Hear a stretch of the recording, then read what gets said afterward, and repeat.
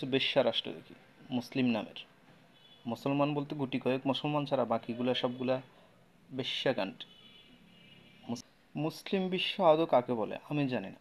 আমার বোধগম্যনে মুসলিম বিশ্ব বলতে কি বোঝায় বা মুসলিম রাষ্ট্র বলতে কি বোঝায়। মুসলিম বিশ্ব আদৌ কাকে বলে আমি জানি না। আমার বোধগম্যনে মুসলিম বিশ্ব বলতে কি বোঝায় বা মুসলিম রাষ্ট্র বলতে কি বোঝায়।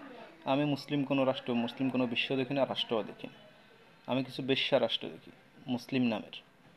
মুসলমান বলতে গুটি কয়েক মুসলমান ছাড়া বাকিগুলা সবগুলা বেশ্যা কান্ট্রি। মুসলিম কোনো কান্ট্রি নয়, মুসলিম কোনো অঞ্চল নয়। এদেরকে যারা মুসলিম বলবে তারাও তাদের ইমানও নষ্ট হবে। আমি আমার ব্যক্তিগত ধারণা থেকে বলতেছি, এদেরকে যারা মুসলিম বলবে, আমি কারোর নাম বলতেছি না, কোনো দেশগুলোর নাম বলতেছি না, এদেরকে যারা মুসলিম বলবে আদৌ তার নিজের ইমান ঠিক থাকে কিনা আমার মনে হয় সেটা চিন্তা করা দরকার।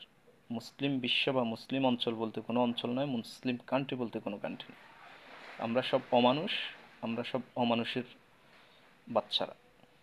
মুসলিম কারা? আপনি মুসলিমের পাশে দাঁড়াতে পারবেন? আপনার সেই যোগ্যতা বা আপনার সেই মানসিকতা আছে? আমার তো মনে হয় না আছে।